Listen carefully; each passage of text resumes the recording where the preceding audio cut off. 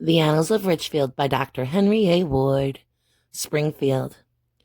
The first settlers were John Kelly, Richard Ferguson, and James Young, who came from the north of Ireland in 1762 and settled at East Springfield, and Gustav Klump and Jacob Tigert, Germans near the head of Otsego Lake.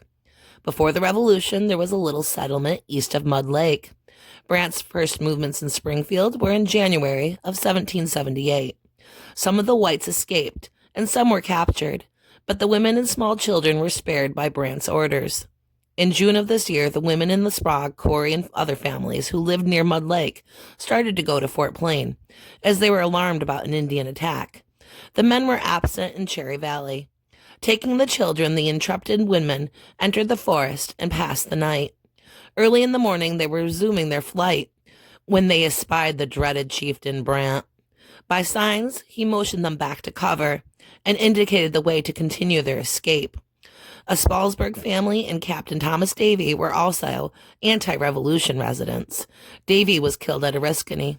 Soon after the war, Elijah Dodge, Colonel Herrick, and Aaron Bigelow from Connecticut, and Eli Parsons, Mr. Sheldon, and Isaac White from Massachusetts, located near the middle of the town.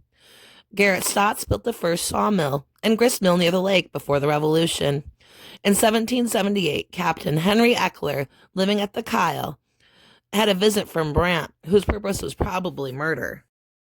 As the chief entered one door, Eckler fled through another and sought cover in the forest. Brant called on him to stop and fired on him when he saw his summons was not regarded. Eckler tripped and fell at the instant of a discharge of the gun. He eventually escaped.